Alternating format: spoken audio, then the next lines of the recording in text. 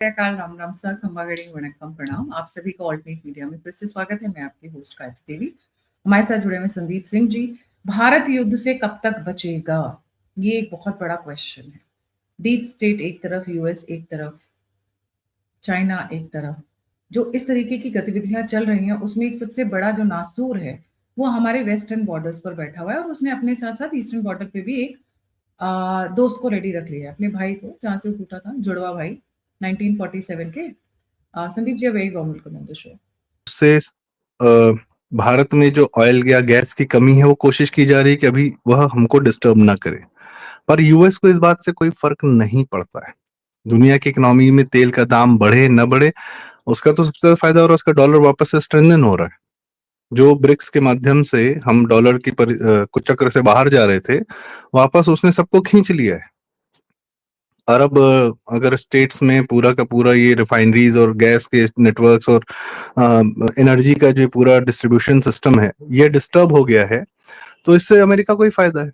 Plus एक बात हम लोग को याद रखनी पड़ेगी, वहां का फॉरेन सेक्रेटरी जो था, सेक्रेटरी ऑफ स्टेट या शायद कोई और थे, उन्होंने ये बात कही थी कि we will not allow what happened with China, कि भारत को हम उतना प्रगति नहीं करने देंगे जितना वो चाइना को हमने करने दिया था, ये गलती हमने कर दी थी। तो भारत निशाने पर है, इसमें कोई दिक्कत नहीं है। इसीलिए एफसीआरए का कानून लाकर विदेशों से किस विदेश से आता है पैसा, जो भारत के एनजीओ को पैसा मिलता है, चाइना से कम आता है, ब्रिटेन से कम आता है, यूरोप से कम आता है, यूएस से सबसे ज्यादा आता है। और यहाँ पर क्या होता है, क्रिश्चियन कन्वर्जन होता है। खालिस्तानियों को कौन फंड करता है, कहाँ बैठे हुए खालिस्तानी। तो इतनी भूमिका के बाद अगर हम अब आते हैं कि भारत अगर युद्ध में जाता है तो जाहिर सी बात है कि भारत अपनी जो इकोनॉमिक ग्रोथ पाई है वो पीछे चला जाएगा। अभी मेरी कल जो है एक दुबई से लौटे भाई साहब, उनसे बात हुई, एक मित्र है वो दोहा से लौटा, उनसे बात हुई। वो लोग कह रहे हैं वो जा चुका है, 10-15 साल पीछे जा चुका है। डिस्टर्बेंस ये नहीं है कि वहां पर मेन बात है वो क्वालिटी लाइफ वाले HNIs जो थे, हाई नेटवर्थ इंडिविजुअल्स, वो वहां पहुंचे थे, वो वहां पर उस जगह में इन्वेस्टमेंट अपना कर रहे थे, सब कुछ कर रहे थे। पर अब सुरक्षा नहीं है तो कोई वहां नहीं जाएगा, तो तुमको बनाएगा कौन। भारत को भी उसी रूप में ले जाने का प्रयास ये कर रहे हैं।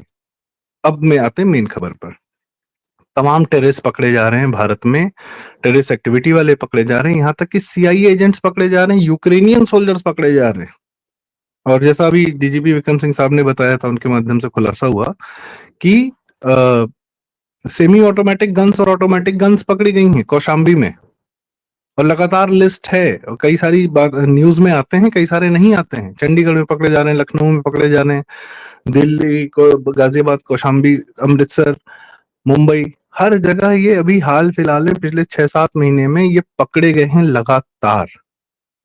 आपको अभी युद्ध में पाकिस्तान ने पिछले साल कैसे घसीटा, अप्रैल आ गया है, अप्रैल की ही तो घटना थी पहलगाम की।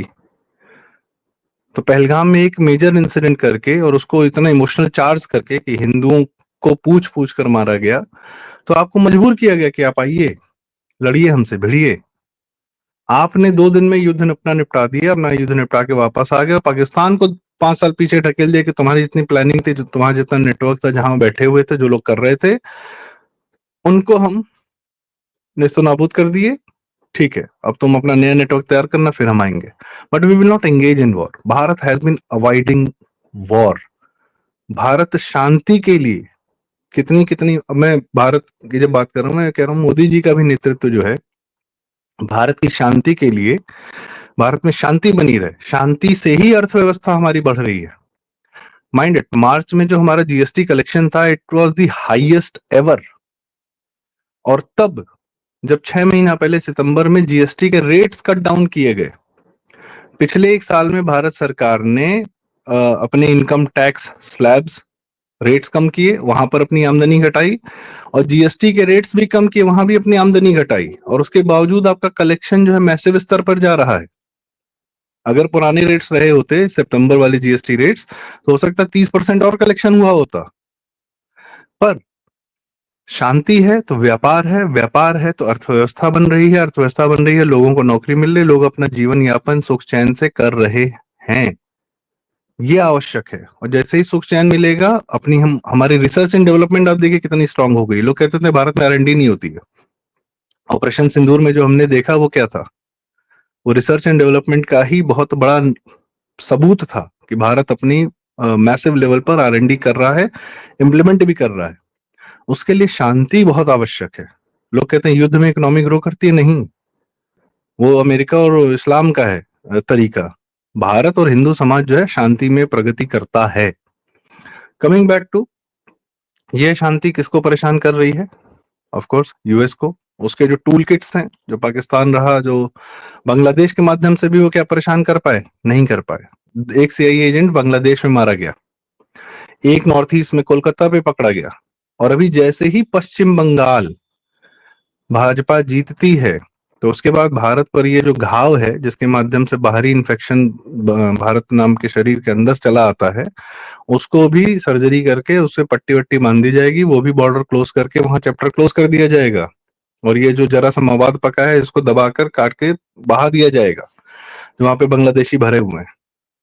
और वन वे होगा कि भाई एक तरफ से जाना ही है, तुमको आना नहीं है। एक और हम भूल रहे हैं, नेपाल में भी जो बालेन शाह आए हैं, 35 साल के ही हैं, पर वह भी एक रैपर रहे हैं। वह यूट्यूब के द्वारा चर्चित कराए गए और उसके बाद मेयर बने और उसके बाद तत्काल प्रभाव से PM बन गए एक आंदोलन के बाद। ये थोड़ा सा केजरीवाल मॉडल दिखता है। और अभी जो उनके जिस प्रकार से उन्होंने फैसले लिए हैं, लोगों को लग रहा है बड़ा अच्छे फैसले लिए हैं। छात्र राजनीति बंद कर दी, यह कर दिया, वो कर दिया। ये जिस राजनीति से खुद आ रहे हैं उसी को सबसे पहले क्लोज किया है। और नेपाल हमेशा से पाकिस्तान का और यूएस का एक टूल रहा है भारत में अपनी गतिविधियां करने के लिए। जो भारत का पूर्वी बॉर्डर, इस पर भी पकड़े गए हैं। जब पिछले साल ऑपरेशन सिंदूर चल रहा था तो यहाँ पर ऑपरेशन ब्लैकआउट चल रहा था, जिसमें मस्जिदें निपटाई गई हैं पूरे उत्तर प्रदेश के बॉर्डर पर। धुरंधर में लतीफ अहमद जो दिखाया गया किरदार, वो तो एक रिप्रेजेंटेशन था। वैसे बहुत सारे थे यहाँ पे जो नेपाल बॉर्डर के थ्रू करते थे। एक मिर्जा दिलशाद बेग करके था, वो तो नेपाल में मंत्री तक बन गया था, स्वास्थ्य मंत्री वो था। खैर, नेपाल भी एक है जिस पर नजर रखी जा रही है उत्तर प्रदेश टीम के द्वारा। पर अब बात यह है कि कब तक बचाए जाएंगे। एक जो डायलॉग कहा जाता है ना, एक लाइन कही जाती है कि the security agencies have to be right all the time, the terrorist has to be right just once. Pahalgam वही था। आप 10 साल से बम नहीं फटे हैं, इसका मतलब है कि बहुत मेजर लेवल पे आपकी स्क्रूटनी सिक्योरिटी एजेंसीज लगी हुई हैं। और लगातार जो ये पकड़े जा रहे हैं आतंकवादी, ये बिना सर्वेलेंस के, बिना इस तरीके से नहीं पकड़े जा रहे। दिल्ली में अगर जो आप विस्फोट जी, अगर आप देखें, अभी मैं स्क्रीन के ऊपर चलाऊंगी, ये तो लास्ट पाँच एक हफ्ते का है, ज्यादा पुराना हम्म, नहीं है। Like put it on hmm, the screen, एक हफ्ते का है, वो भी पूरा मैंने कवर नहीं किया है। हम्म, लखनऊ में ISI लिंक पकड़ा गया, मुंबई में हम्म, ISIS इंस्पायर्ड पकड़े गए, हम्म, दिल्ली में ISIS लिंक पकड़े गए, चंडीगढ़ में ISI लिंक पकड़े गए, अमृतसर में पाकिस्तान लिंक्ड लश्कर ए तैयबा, गुजरात में ISI प्लस गैंगस्टर नेटवर्क, और आंध्र प्रदेश में ISI लिंक्ड। आजकल ISIS को भारत से ज्यादा ही प्यार हो गया है। द थिंग इज दैट कि ये गैंग्स पकड़े जा रहे हैं। पहले लोन वुल्फ अटैक के पकड़े जाते थे, अगर आपने ध्यान दिया होगा। 22 लोग पकड़े गए थे जो मैंने लास्ट कवर किया था, गाजियाबाद वाला नेटवर्क। 11 लोगों का नेटवर्क पकड़ा गया है आंध्र प्रदेश और तेलंगाना में ISIS का। अब जो पकड़े जा रहे हैं वो लोन वुल्फ अटैक नहीं है संदीप जी, अगर आप ध्यान दे तो ये नेटवर्क्स पकड़े जा रहे हैं। तो आप समझ रहे हैं किस लेवल पे इन्होंने इन्फेस्ट मतलब पैरासाइट होता है ना, तो पैरासाइट इन्फेस्ट करता है, मतलब वो दीमक की तरह हमारे सिस्टम में घुस गए हैं। इसमें एक और बहुत बड़ा चेंज आया है संदीप जी। पहले ये लोग अपने नाम से करते थे या मुसलमानों से करवाते थे। अब दो चीज हो रही है यहाँ पे, जो डिफरेंस है। या तो ये हिंदू नाम रख के कर रहे हैं कि जब न्यूज़पेपर में छपेगा तो हिंदू का नाम छपेगा। जैसे वो कल आपने बोला ना, प्रिंट में था तो मुस्लिम परिवार का, कि पेट में पता चला लड़की है और मार दिया उसको, तो न्यूज़पेपर वालों ने क्या छापा, एक हिंदू महिला की फोटो छापी। राइट, सिमिलरली अब ये हिंदू नाम रख के करें कि मैसेज जाएगा हिंदुओं ने करवाया। नहीं तो जो अंडर एज बॉयज हैं, हिंदू बॉयज हैं, जिनको बुद्धि नहीं है या जो बहुत ही गरीब तबके से लोग आ रहे हैं, उनको यूटिलाइज किया जा रहा है। So there is a change in the strategy here. The strategy number one, networks not lone wolf, मिलकर काम करेंगे। तो मिलकर अरेस्ट भी होगे, मिलकर तुड़ाई भी होगी, मिलकर तुम्हारी जुताई भी होगी। I am sorry but these are the languages. आप every day you open the newspaper nowadays और ऐसा लग रहा है शाह क्लीनिंग मिशन पर उतर आए कि छोड़ना मत इनको।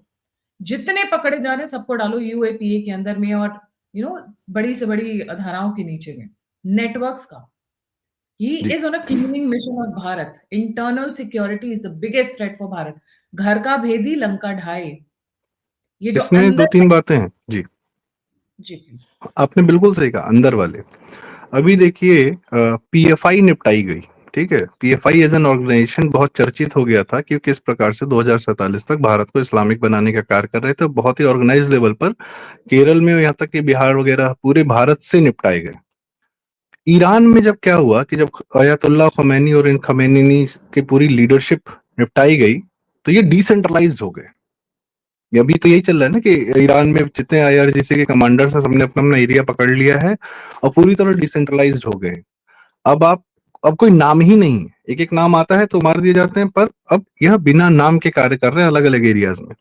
भारत में पीएफआई या इनका जो नेटवर्क है, पहले सिमी था फिर पीएफआई हुआ, अब यह डिसेंट्रलाइज हो गए। जो आपने बताया कि अलग अलग स्टेट से अलग अलग पकड़े जा रहे हैं, डिसेंट्रलाइज होकर छोटे छोटे ग्रुप्स में अपना कार्य कर रहे हैं। दिखने में तो ऐसा ही लग रहा है, ठीक है भाई। इनकी स्ट्रेटेजी यही है कि जहां एक अगर एक लीडरशिप को आपने निशाने पर है, तो अब आप डिसेंट्रलाइज हो जाओ। इसीलिए इनके तमाम टेररिस्ट ऑर्गेनाइजेशन भी अलग अलग बनाए जाते हैं।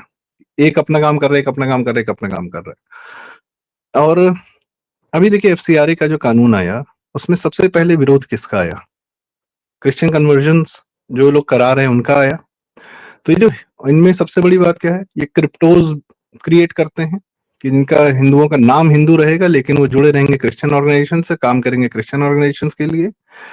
तो ये जो टेररिस्ट पकड़े जाएंगे हिंदू नाम से, कोई बड़ी बात नहीं है कि ये क्रिश्चियंस हों, क्रिप्टोज हों, क्योंकि नहीं वो मणिपुर में, जानबूझ के मैं कह आधार रहा हूँ कार्ड उसमें हिंदू भी होंगे, मैं कह रहा हूँ हिंदू का हिंदू भी होंगे।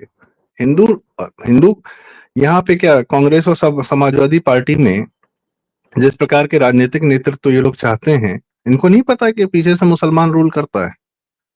तो ये तो भाई साहब हिंदू लोग ही हैं, तो इसमें कोई कमी नहीं है भाई। ये तो एक सर्वविदित है कि किले का दरवाजा हमेशा अंदर से खोला गया है और उसी पर कार्य करने की आवश्यकता है और उसी पर कार्य हो रहा है। पर बात यह है कि कब तक। और जो अब मैं एक और बात कहना चाहूंगा कि यह जो अभी हम लोगों ने हाल फिलहाल में सुना कि सीसीएस की मीटिंग्स हो रही हैं, रक्षा मंत्री की मीटिंग हो रही है, या अ, हमारे सेना अध्यक्ष लोग मंदिर मंदिर दर्शन कर रहे हैं, आशीर्वाद ले रहे हैं, या जो भी है। और हमेशा से ऑपरेशन सिंदूर 2 की तैयारियां भी चल रही हैं और अभी हाल फिलहाल में ये सरगर्मियां देखी गई। जैसलमेर एयरपोर्ट, जोधपुर एयरपोर्ट और शायद पुणे एयरपोर्ट और इस तरीके से एक और कोई एयरपोर्ट है, 4-5 एयरपोर्ट ऑपरेशन मेंटेनेंस के नाम पर बंद किए गए। जी मुंबई एयरपोर्ट आज सुबह की न्यूज़ है, मुंबई एयरपोर्ट। जी। तो कुछ एयरपोर्ट्स ऑपरेशन मेंटेनेंस के नाम पे बंद किए गए हैं, कुछ और सीमावर्ती इलाकों के भी एयरपोर्ट्स बंद किए गए हैं। ड्रिल हो रही थी दिल्ली में, और वो भी इलाकों में, ऐसे इलाकों में जहां पर बहुत ज्यादा भीड़ होती है। तो यू नेवर नो किस दिन आप घसीट लिए जाएं, क्योंकि ये प्रहार बहुत ज्यादा हो रहा है। जनता में पैनिक न फैले इसलिए खबरें कोशिश की जाती हैं कि भाई अगर पकड़ लिया तो, इसलिए बताया भी नहीं जाता। सरकार अपनी पीठ नहीं थपथपा रही, अगर पकड़ ले रही है तो कुछ आपके माध्यम से, मेन स्ट्रीम चैनल पे तो हल्की से एक टिकर चल गया है तो पता चल गया कि ठीक है कहीं कोई पकड़ा गया, हम भी लोग नॉर्मल खबर लेके चल देते हैं। पर इशू इसके नंबर्स बहुत ज्यादा बढ़ते जा रहे हैं और अब किसी भी समय यह हो सकता है, क्योंकि पिछले 1 साल में ऑपरेशन सिंदूर से अभी तक अमेरिका का फैलाया हुआ झूठ, भारत से कितने रफाल गिर गए, कितने रफाल गिर गए, तुम्हारे कितने F-35 गिरे भाई, उसका तो मलबा भी हम देख रहे हैं, उसके वीडियोज आ रहे हैं, F-35 के मलबे दिख रहे हैं। रफाल का एक भी मलबा नहीं दिखा। 6-6 रफाल गिर गए लेकिन मलबा एक का, मलबे की सुई नहीं मिली। तो इसका मतलब झूठ बोल रहे थे तुम। तुम्हारी पूरी जो लॉकहीड मार्टिन और ये पूरी जो इंडस्ट्री है वेपन्स मैन्युफैक्चरिंग की, वो तो ध्वस्त हो रखी है। सऊदी अरब वगैरह कभी नॉर्मल होंगे तो तुम्हारे भरोसे तो नहीं बैठेंगे अपनी सुरक्षा के लिए, यह भी तय है। भारत के एयर डिफेंस सिस्टम पर कार्य करेंगे, या भाई कॉस्ट इफेक्टिव भी है और इफेक्टिव भी है, सबसे मेन बात है। सो इशू यही है कि जब युद्ध हो रहा है तो उनकी कमजोरियां दिख रही हैं, और भारत ने जो 2 दिन का युद्ध किया था, भारत की मजबूती दिखी थी। और यह कम से कम, मैं कहूंगा अमेरिका एज अ देश छोड़ दीजिए, क्रिश्चियनिटी से यह बर्दाश्त नहीं होता। क्रिश्चियनिटी सभ्यताओं को मिटाने में समय नहीं लेती और यह उनका पुरानी आदत है। हम अपने हिसाब से सोचे कि अरे भारत के लिए या हिंदुओं के लिए सबसे बड़ा दुश्मन कौन हो सकता है? जो आप पर आक्रमण कर रहा है वही आपका दुश्मन हो सकता है, आप मानते हैं। अदरवाइज आप आगे बढ़ के किसी का नुकसान करने नहीं जाते। आप जो भी करते हैं प्रीएम्प्टिव करते हैं, या आपने बहुत किया तो आपने एक बदला ले लिया। आप पाकिस्तान और देश को दुश्मन मानते हैं, समाज को दुश्मन या सभ्यताओं को दुश्मन नहीं मानता हिंदू। पर इस्लाम और क्रिश्चियनिटी सभ्यताओं को, समाज को ही दुश्मन मारता है। वो ईरान और इजराइल में कितनी दूरी है भाई, समझ देश की या सीमा विवाद तो है नहीं। वो तो ईरान का बार बार ये कहना कि मेरे पास न्यूक्लियर बम आ जाएगा तो मैं इजराइल पे मार दूंगा, इस बात से यह युद्ध हो रहा है ना। अगर ये दुराग्रह न हो, उसी इजराइल से सऊदी अरब और यूएई सबने लड़ाई लड़ी है, लेकिन बाद में इजराइल ने वाटर पर काम करके या उन लोग के साथ उनको अपने सॉफ्ट पावर से न्यूट्रलाइज किया, उनको डिसैलिनेशन प्लांट्स दिए, जो भी दिया जैसे भी दिया, उनको नई दुनिया दिखाई, इन्वेस्टमेंट भी किया कि भाई अच्छे जीवन की तरफ देखो, क्या फालतू गिरी लगा रखे हो। तो एटलीस्ट सऊदी या दोहा तो, कतर तो नहीं, कतर तो फिर भी इन्वॉल्व था, हमास को फंड कर रहा था, पर स्टिल काफी कंट्रीज को उन्होंने न्यूट्रलाइज किया सॉफ्ट पावर से। पर एक ईरान बैठा हुआ था, नहीं हमको जो है वापस जाना है, 1400 साल से पहले वाला कार्य करना है। सो यह इस जो माइंडसेट है ना, धुरंधर में लास्ट में क्या बोलता है मरते मरते मेजर इकबाल, और तकलीफ उसी से है कि एक पाकिस्तानी के मुंह से आपने ऐसी बात क्यों कहलवाई जो उसका सच है। खुरासान से निकलेंगी और जंगें और खतना करवाए जाएंगे और माले गनीमत लूटी जाएंगी, सेम डायलॉग शोएब अख्तर बोल रहा था टीवी चैनल पर। ये उस मानसिकता से चलते हैं। आपकी शांति आपको समझ में आ रही है, लेकिन इसकी भारी कीमत चुकाने का ये लोग आपको शांत नहीं रहने देंगे। भाई 1000 साल पहले भी क्यों आए थे आक्रमण करने? कहां से चले आ रहे थे? ईरान से चले आ रहे हैं, कहीं नादिर शाह आ रहा है 300 साल 200 साल पहले, कहीं अफगानिस्तान से, तुर्की से चले आ रहे हैं, क्या करने? लूटने के लिए। किस मानसिकता से आए थे? मंदिर क्यों तोड़ रहे थे तुम? मानसिकता एक ही है, वही मानसिकता आज भी है। अगर हम आज तक श्री राम में, कृष्ण में मानते हैं, 5000 साल पुराने, 10,000 साल पुराने अपने आदर्शों में मानते हैं, इनका भी कोई आदर्श तो नहीं है, जो भी है, जो भी थॉट प्रोसेस है उसमें मानते हैं, तो लूटना ही है। They work with the same mindset. Coming back to our point कि हम थोड़ा सा तैयारी रखें, बिकॉज जिस प्रकार से ये आतंकवादी पकड़े जा रहे हैं, किस दिन क्या घटना होगी, मान के चलिए आप कम से कम 999 आतंकवादी घटनाओं से बच चुके हैं मिनिमम 1 साल के अंदर। एक हो जाए तो पता नहीं क्या होगा क्या नहीं होगा, आई डोंट नो। भगवान न करे कभी हो, किसी की जान न जाए, भगवान न करे कि हो। एक्चुअली और देखिए, पहलगाम क्यों हुआ था? पहलगाम हुआ, उसके बाद क्या हुआ? ऑपरेशन सिंदूर हुआ। दे वांट अनदर वॉर, इसीलिए रोज यस, कहानी आती है, फॉल्स फ्लैग ऑपरेशन बोल रहे हैं। कहीं से कुछ तो सोच के बोल रहे हैं। अचानक से फॉल्स फ्लैग ऑपरेशन का क्यों न्यूज आया? क्यों? क्योंकि वो इंडियन लेफ्टिस्ट बोल रहे हैं। ये प्लान कर रहे हैं। इंडियन लेफ्टिस्ट को तो मारो, ये तो सांप है, जहरीले सांप है, भारत के अंदर बैठे हुए, यही खाते हैं, यही रहते हैं। और हमारे, मैं तो बोलती हूँ, अगर एक पाकिस्तानी मिले और एक इंडियन सेकुलर मिले, तो सबसे पहले किसको मारना चाहिए, ये लोगों को पता होना चाहिए। क्योंकि पाकिस्तानी आपको पता है दुश्मन है, बट ये जो इंडियन सेकुलर है ना, ये ज्यादा जहरीला है। ये घर के अंदर बैठा वाला जहर होता है। अरे इन्होंने ही पाकिस्तान बनवाया है। इन्होंने ही पाकिस्तान बनवाया। Coming to the other point, जी, जिस दिन ये हो गया एक और अटैक, उसी दिन युद्ध हो। और इसमें इसीलिए एक बात ये और है। इसी तरीके से तैयार है। ये जो मीटिंग्स का दौर चल रहा है, ये जो हमारे, क्योंकि इस बार नहीं छोड़ेंगे, क्योंकि इस बार मोदी जी का ऑब्वियसली लीडरशिप है, पर हमारी जो सेनाएं हैं ना, वो भी थक चुकी हैं यार। कितनी बार आप करोगे? We also want peace time, no? सारा टाइम जम्मू एंड कश्मीर में, सारा, अब देखिए वेस्ट बंगाल की सिचुएशन क्या है। It's another Kashmir only, it's just a matter of time, TikTok bomb. इसीलिए सबकी जो ध्यान है, सारे राष्ट्रवादियों का, सबका ध्यान वेस्ट बंगाल पे है। यूपी सबको पता है, इसलिए यूपी की तरफ किसी का ध्यान नहीं है, असम की तरफ भी उतना नहीं है। वेस्ट बंगाल क्यों? Because we know it is another Jammu and Kashmir in making, एक राइट? और तो बात है गायत्री जी। जी, अभी हमने सुना कि वेस्ट बंगाल चुनाव में कम से कम सीआरपीएफ की और सेंट्रल एजेंसीज की जो है गृह मंत्रालय से 2.5 वो आर्म्ड पर्सनल्स भेजना एक कितना? स्टेट के इलेक्शन में, 3 लाख सोल्जर्स। अब आप एक बात बताइए, ये युद्ध पे निकल रहे हैं, इलेक्शन पे निकल रहे हैं? नहीं नहीं, इसमें बात यह है, आपने नक्सल निपटाया है, आप एक फ्रंट से फारिग हुए तो आप दूसरे फ्रंट पे गए हैं। आप तो मल्टीपल फ्रंट पे ऑलरेडी लड़ रहे थे। अगर नक्सल रहते तो क्या आप इतनी सेना जो है या अपनी जो है अपनी एजेंसी सिक्योरिटी पर्सनल्स का क्या स्पेयर कर पाते? नहीं कर पाते। आपने एक फ्रंट निपटाया है इंटरनल, तो अब आप दूसरे फ्रंट पे जा रहे हैं। आपके पास फ्रंट ऑलरेडी खुले हुए हैं। हम लोग कहते हैं ढाई फ्रंट, जनरल साहब कहते थे हम लोग भारत के अंदर ही बहुत सारे फ्रंट पर जूझ रहे हैं। और इसमें सबसे आखिरी बात कह दूं, जो आपके राजनीतिक नेतृत्व है विपक्ष वाला, वह जान चुका है कि चुनाव से अब वो वापस नहीं आ सकता। अब उसके लिए लोकतंत्र का, डेमोक्रेसी का कोई मतलब नहीं है। वो चाहता भी नहीं कि उसकी पार्टी के अंदर हिंदू रहे। वो मुसलमानों को इसीलिए कंसोलिडेट कर रहा है ताकि अब वो नए देश की मांग कर सके, क्योंकि कह देगा कि भाई हमारा तो कोई रिप्रेजेंटेशन है ही नहीं यहाँ पे भारत में, हमको नया देश दे दो। सेम गेम 47 से पहले, 40 से पहले शुरू किया गया था कि हिंदुओं के अंदर रह के रूल नहीं करना हमको, और अब हिंदुओं के अंदर हिंदू की सत्ता बर्दाश्त नहीं हो रही, तो अब back to the same game कि हमको काटो पीटो, हमको निकालो, हमको रहने दो, हमको भारत से मतलब नहीं है, बिकॉज हम तो यहाँ रूल कर ही नहीं पाएंगे। सेम सेम मॉडस ऑपरेंडी उसके लिए। ये कहते हैं ना, हंस कर लेंगे पाकिस्तान, मैं ये कहती हूँ। अब हम लेंगे पाकिस्तान और लेंगे बांग्लादेश, जो हमारे बंगालियों का है, हिंदू बंगालियों का। हमें नहीं चाहिए इनकी 5 बार वाली कहानी। नो, नहीं, लेट्स घर डू। वापसी करानी है और कोई तरीका है नहीं जी। घर वापसी आप it will take another whatever time, but purpose ये होना चाहिए कि अपने आसपास आप इस्लाम को मत रहने दीजिए, वरना परेशान होंगे, बेचैन हो जाएंगे। जीवन किसी न किसी दिन किसी न कोई पीढ़ी कन्वर्ट ही करा देंगे, इतने कोई भी रिलेंटलेस है।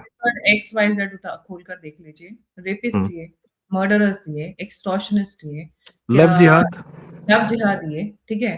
कहीं पे भी फेक डॉक्यूमेंट्स का काम हो ये, कहीं पे भी ह्यूमन ट्रैफिकिंग का काम हो तो ये, मतलब इन्होंने पूरा कब्जा कर रखा है और सिर्फ उसी से आगे चलते रहे।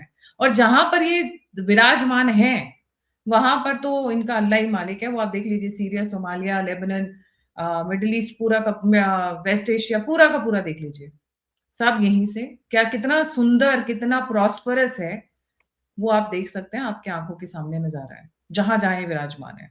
और भारत में भी जहां जहां इनकी पॉपुलेशन ज्यादा है, West Bengal for example, Kerala for example, जहां जहां जिन पैचेस में है, मेवात देख लीजिए, सारी जगह एक ही कहानी है, इतना जहां सुंदर। जहां ये पॉलिटिक्स को इन्फ्लुएंस कर देते हैं वहां भी प्रदेश बर्बाद कर देते हैं, भले पॉपुलेशन ज्यादा हो या कम हो।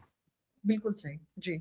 तो लेट्स वेट एंड जी वॉच, बिकॉज मैं हफ्ते भर की जो मैंने अभी आपको स्क्रीनशॉट दिखाया, वो हफ्ते भर से कम का है।